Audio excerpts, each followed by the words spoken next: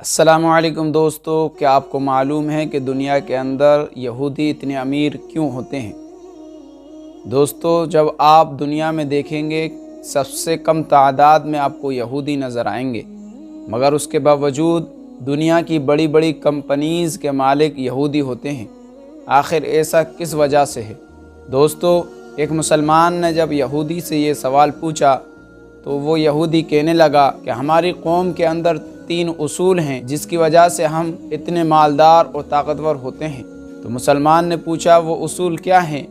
तो वो कहने लगा पहला उसूल तो हमारा ये है कि हम अपनी सारी ज़िंदगी इल्म सीखने पर ख़र्च कर देते हैं। हमारा दूसरा उसूल ये है कि हम बचपन से ही अपने बच्चों को तिजारत सिखाते हैं, बिजनेस सिखाते हैं। और तीसरा उसूल यहूदी बयान करता है कि हमारा तीसरा उसूल ये है कि हमारे अंदर भाईचारगी है और हमारे अंदर इज्तिमाइयत है।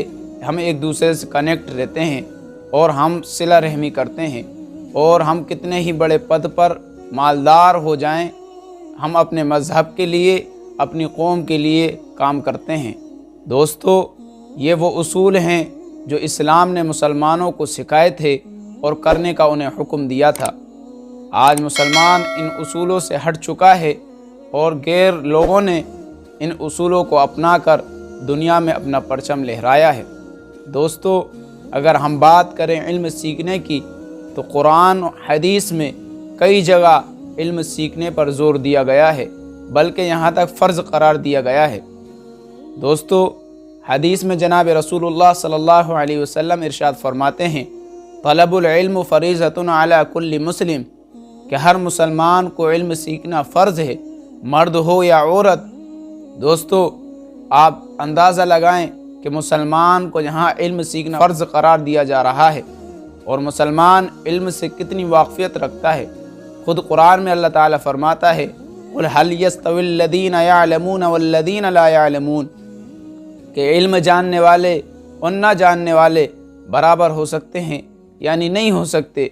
दोस्तों, अगर हम बात करें तिजारत की तो दोस्तों हमें पता चलता है जनाब रसूलुल्लाह सल्लल्लाहु अलैहि वसल्लम ने तिजारत फरमाई, बल्कि नबूवत से पहले आपने 2 मरतबा मुल्क शाम का सफ़र तिजारत की वजह से किया। एक सफ़र आपने 12 साल की उम्र में किया, बचपन में। आप अंदाज़ा लगाएं, बचपन में आप सल्लल्लाहु अलैहि वसल्लम ने मुल्क का सफ़र किया तिजारत की गर्ज से अपने चचा अबू तालिब के साथ, जिस वक्त आपकी उम्र 12 साल थी। फिर आपने दूसरा सफ़र किया 25 साल की उम्र में हज़रत खदीजा रदियल्लाहु तआला अन्हु के माल का मैनेजर बनकर। दोस्तों, उसी वाक़े में हज़रत खदीजा रदियल्लाहु तआला अन्हु का एक ख़ास ग़ुलाम मैसरा था। उसने जब हुज़ूर सल्लल्लाहु अलैहि वसल्लम की खूबियाँ देखी और उनके कमालात देखे तो हज़रत खदीजा रदियल्लाहु तआला अन्हा से आकर उसने कहा, आप सल्लल्लाहु अलैहि वसल्लम की सच्चाई, दयानतदारी और ख़ूबियाँ और आपके कमालात को देखकर हज़रत खदीजा रदियल्लाहु तआला अन्हा मुतासिर हुई और आप सल्लल्लाहु अलैहि वसल्लम को निगाह का पैगाम दिया। दोस्तों, आप सल्लल्लाहु अलैहि वसल्लम ने अपने असहाब को, सहाबा रदियल्लाहु अन्हुम अजमाइन को तिजारत सिखाई। आप सल्लल्लाहु अलैहि वसल्लम ने इरशाद फरमाया कि सबसे बेहतर रोज़ी जो इंसान खाता है वो अपने हाथ की कमाई है, और हज़रत दाऊद अलैहिस्सलाम अपने हाथ से कमा कर खाया करते थे। दोस्तों, आप देखें कि आप सल्लल्लाहु अलैहि वसल्लम ने असहाब को किस तरह तिजारत सिखाई कि सहाबा इकराम रदियल्लाहु अन्हुम अजमाइन जो मुहाजिर थे ख़रीद व फ़रोख्त किया करते थे, और जो अंसार थे वो खेती बाड़ी के काम किया करते थे, काश्तकारी के काम किया करते थे। और आप देखें कि यहूदी बयान करता है कि हमारा दूसरा उसूल ये है कि हम बचपन से तिजारत सिखाते हैं। दोस्तों, सहाबा इकराम रदियल्लाहु अन्हुम अजमाइन की ज़िंदगी को हम देखें, ताबईन की ज़िंदगी को देखें, तो हमारे लिए वो उसूल उनके अंदर मौजूद नज़र आएंगे।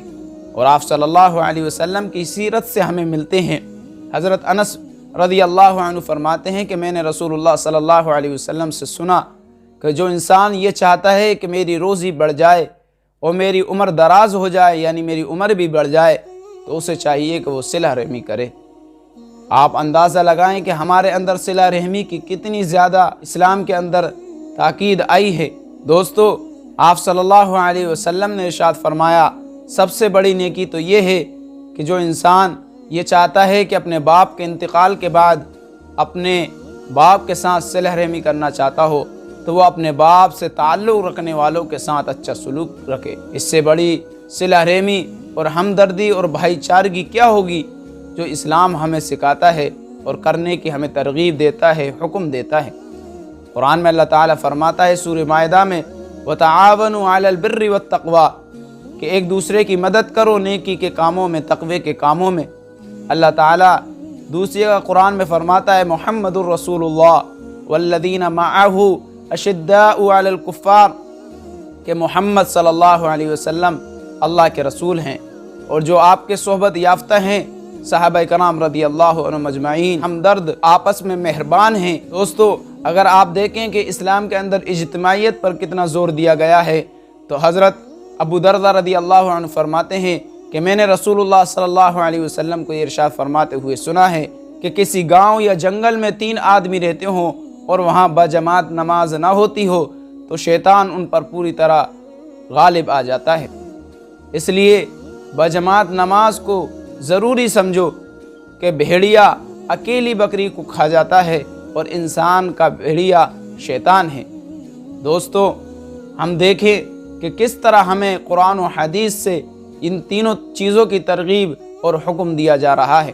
آج مسلمان علم سے کوسوں دور ہے اور تجارت کا تو سوال ہی نہیں اٹھتا اور صلہ رحمی تو ان کے دور دور نظر نہیں آتی۔ دوستو، آج ہمارا معاشرہ ان چیزوں سے خالی ہو چکا ہے۔ آج ہمیں ضرورت ہے علم حاصل کرنے کی، آج ہمیں ضرورت ہے بھائی چارگی اختیار کرنے کی، اجتماعیت کی اور ایک دوسرے کی مدد کی اور ایک دوسرے کی سپورٹ کی، اور ہمیں ضرورت ہے تجارت کے کاموں میں، بزنس کے کاموں میں اپنی اولاد کو، اپنی نسلوں کو، اپنے آپ کو لگانے کی۔ دوستو، جب ہم یہ اصول قائم کریں گے تو ہم دنیاوی اعتبار سے بھی مضبوط ہوں گے اور دینی اعتبار سے بھی ہم مضبوط ہوں گے۔